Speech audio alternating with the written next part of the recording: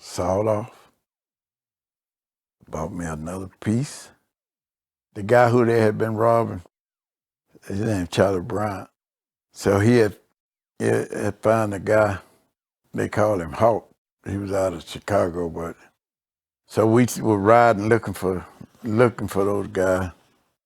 We rode several days and found them. 2 years later, August the 8th, I got into it with a guy in South Dallas. And this guy, he had been known to shoot people. They called him Big Al. He was about 6'4" or something. And we had got into it before, and I told him, I said, man, you don't know nothing about me. I'll knock a patch of hair out your head. And people standing around said, ooh, I can't believe he talking to Al like that. And from that point on, he befriended me. He wanted to be my buddy, you understand what I'm saying?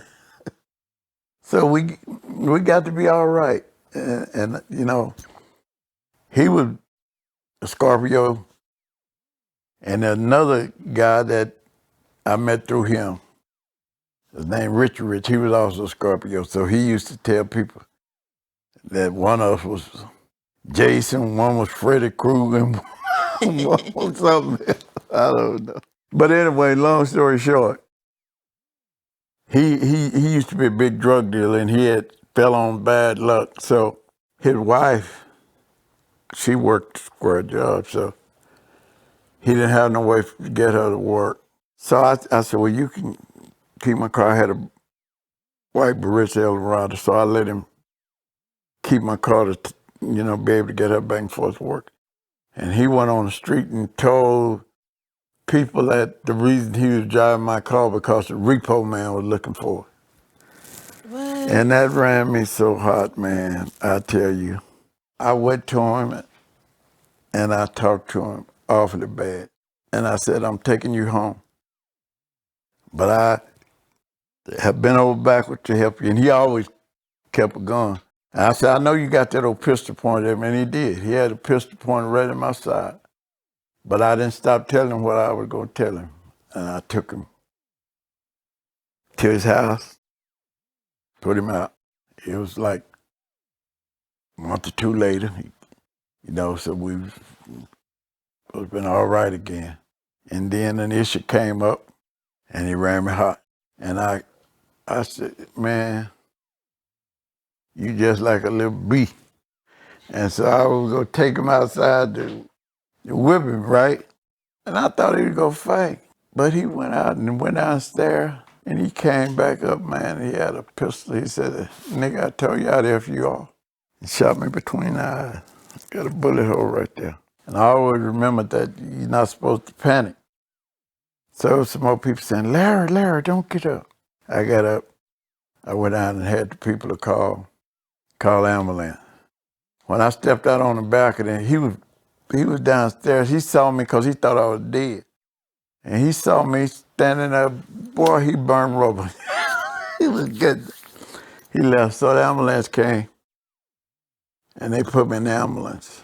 This one young lady got in there, and I heard her ask him, said, is he going to make it? One of the paramedics shook his head. Like, no. So I asked her if she knew the 23rd song. She said, yeah. I asked her, could she say it for me? Because I couldn't say it because blood was gushing. So she held my hand and she said it. Ambulance pulled off, and they had a collar around my neck. They had me laying down. I was drowning in my own blood.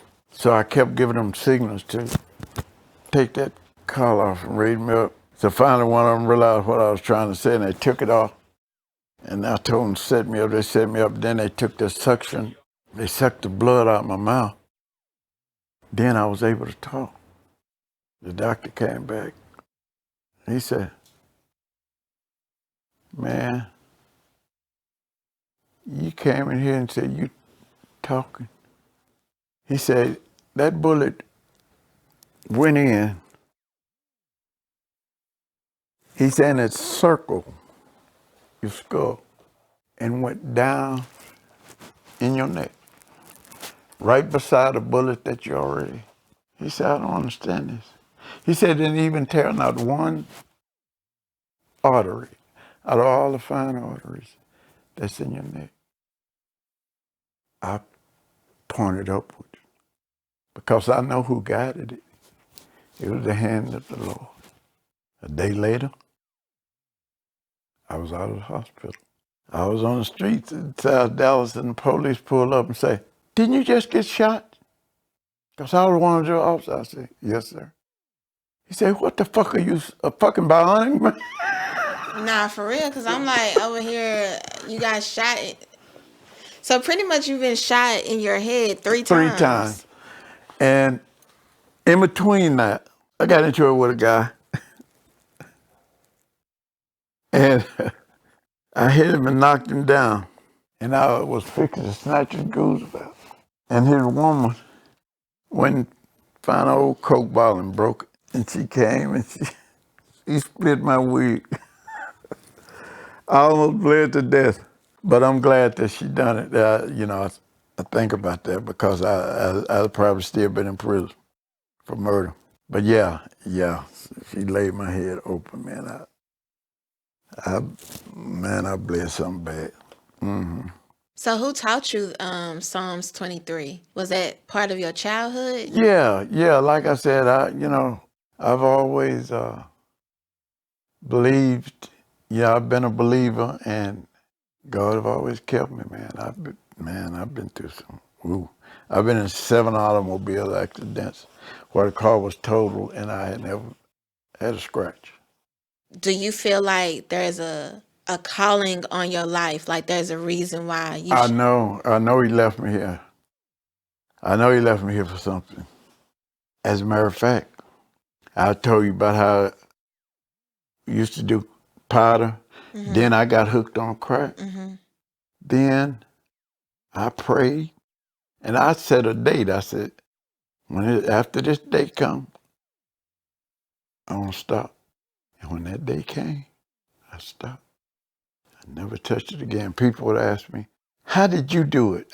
Because I know people that's been, Addicts. but I'm talking about years and still doing it. And I tell them, first you got to want to, then you pray about it. The Lord will deliver you. He's a deliverer. I smoked cigarettes for 50 years. And when the day came that I said I was going to quit, it was September 29th, 2010. I remember it so well because that same day that I quit, one of my first cousins died of lung cancer.